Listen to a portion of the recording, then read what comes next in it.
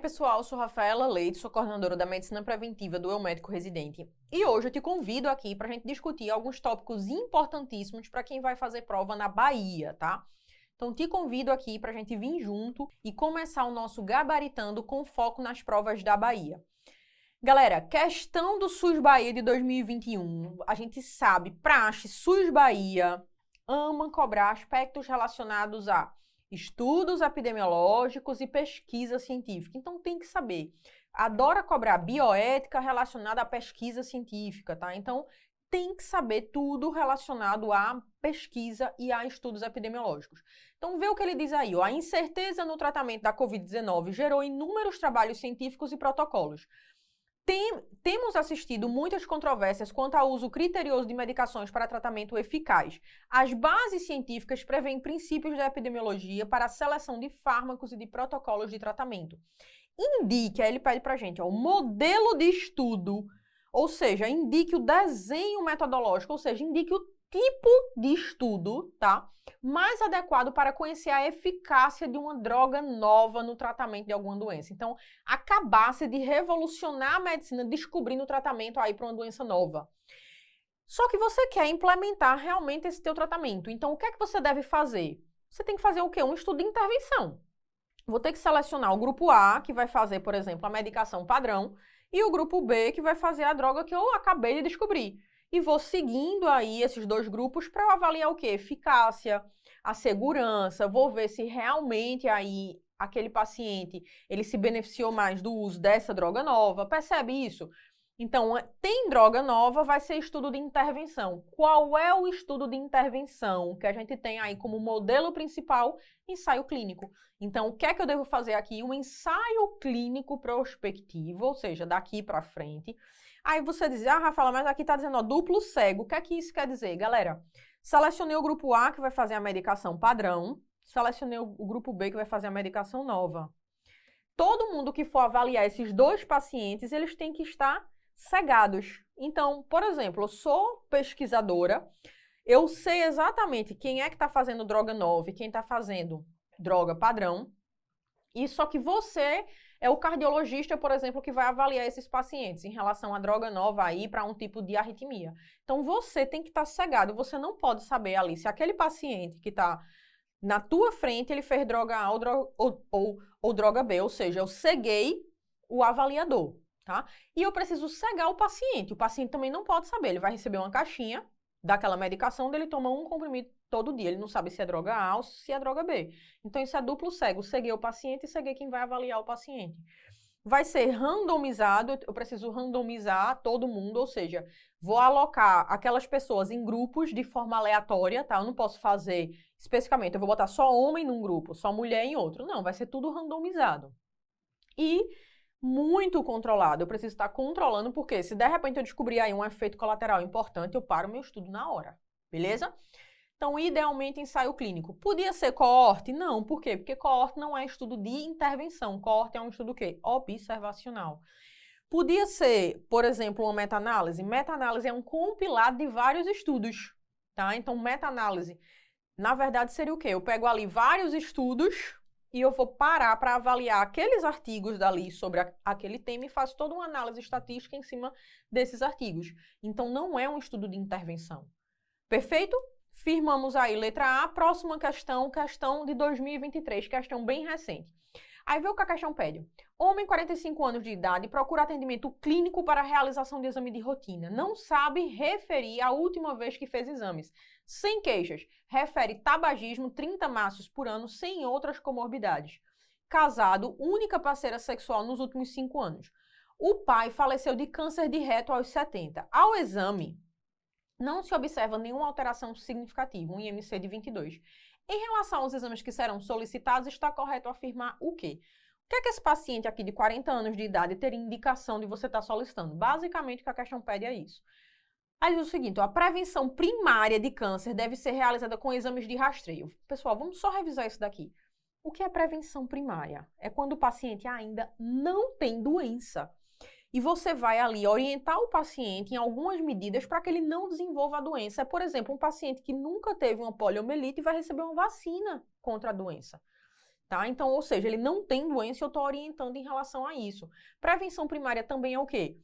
Orientar, por exemplo, a atividade física, uma alimentação adequada para que o paciente não venha a ter, por exemplo, um infarto, não venha a ter um câncer, para que esse paciente não venha a ter, por exemplo, hipertensão, não venha a ter diabetes. Beleza? Então, prevenção primária é isso. Exame de rastreio faz parte de quê? Prevenção secundária. Então, letra A cai fora.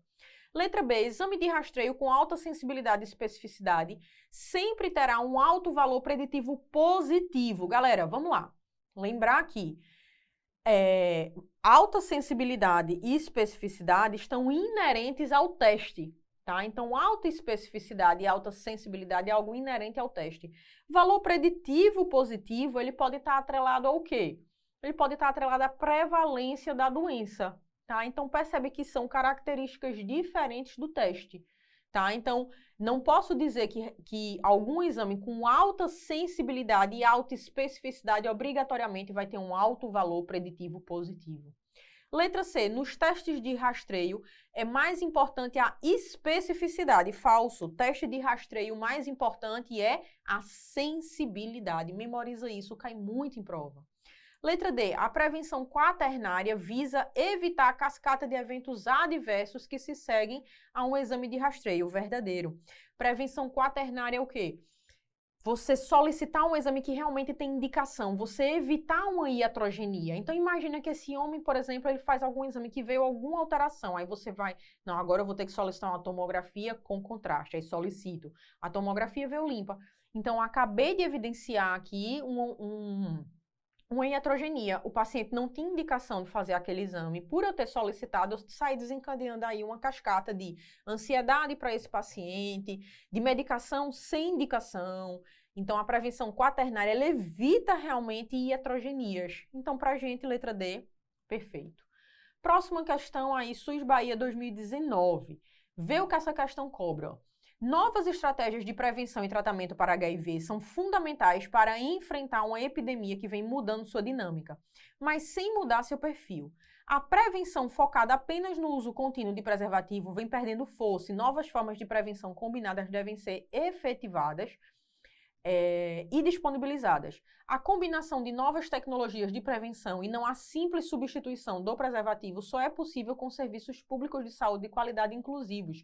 A mudança na nomenclatura referente à infecção HIV, AIDS, de grupo de risco passando para população-chave, visa especialmente o quê? Então, antes, pessoal, a gente falava grupo de risco, tá? Então, eu vou te dar um exemplo.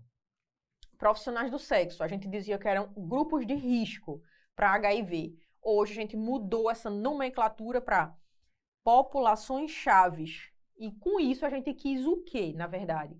Galera, isso daqui veio muito atrelado à política nacional de humanização, que visou o quê? Quebrar esses estigmas. Porque na hora que eu chego para uma pessoa e digo assim, essa pessoa aqui faz parte de um grupo de risco para essa doença. Então eu já estigmatizo aquela pessoa. Tá? E dá uma conotação muito de culpa, como se aquela pessoa tivesse culpa por fazer parte daquele grupo específico que é mais exposto àquele agente.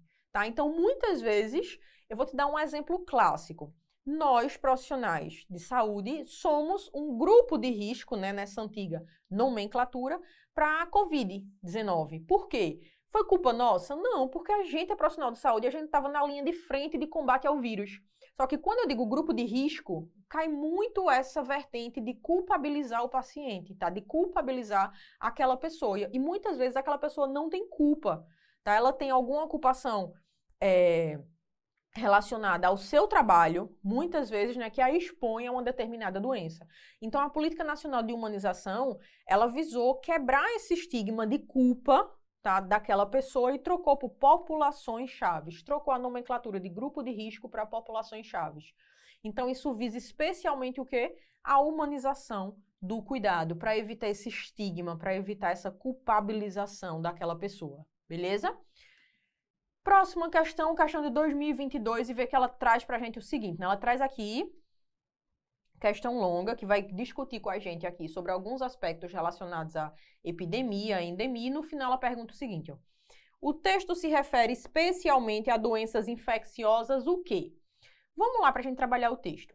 O Brasil apresenta um perfil epidemiológico complexo com uma sobreposição de problemas de saúde, muitas vezes no mesmo território.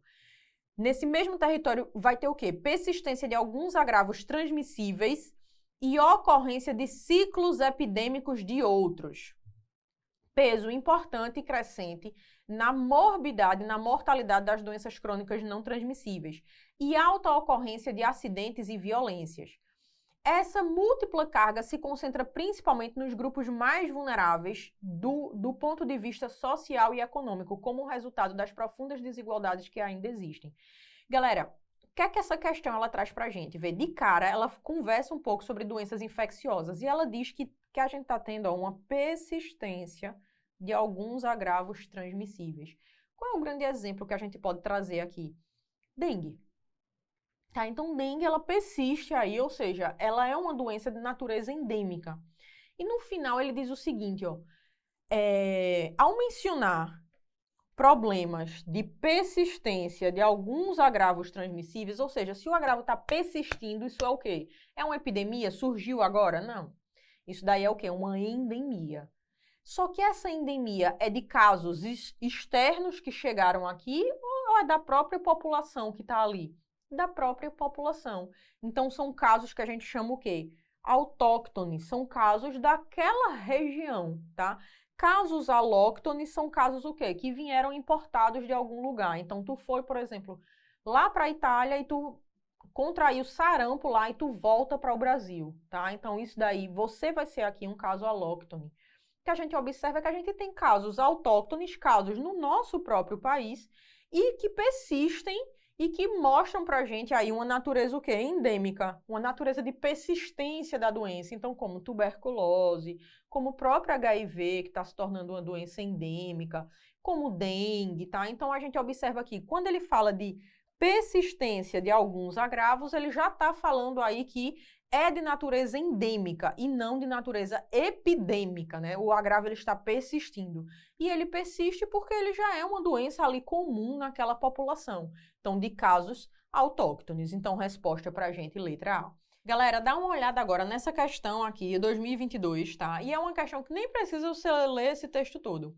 Vê que ela é bem simples, ela pede para a gente o seguinte, ó, no CID, na classificação internacional de doenças, as doenças classificadas como causas externas têm como características elas serem o quê? Então, basicamente, o que ele está te dizendo é, causa externa seria o quê?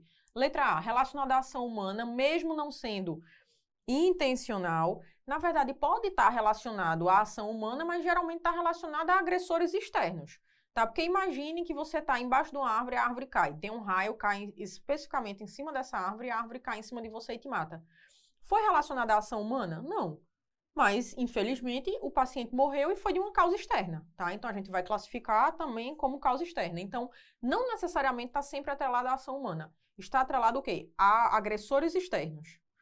Letra B, associada a agentes agressores externos. Opa, gostei. E ele ainda complementa dizendo não infecciosos. Realmente, né? Verdadeiro aqui. Então, associada a agentes agressores externos, seja com a ação humana, seja sem a ação humana. Letra C, auto ou heteroprovocadas, com intenção de dano. Não, esse exemplo que eu acabei de dar aqui, que seria aquela pessoa, enfim, que teve uma enxurrada e a pessoa morreu afogada, tá? Então, isso também é causa externa. Aquela causa ali que foi decorrente de um evento da natureza. Imagina você estar andando na rua, você foi acertado aí por um raio.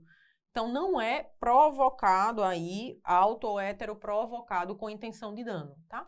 E, por fim, súbitas, agudas, mortais por mecanismos físicos. Não só por mecanismos físicos, podem ser por mecanismos químicos, por mecanismos térmicos, tá? Então, também tá falso.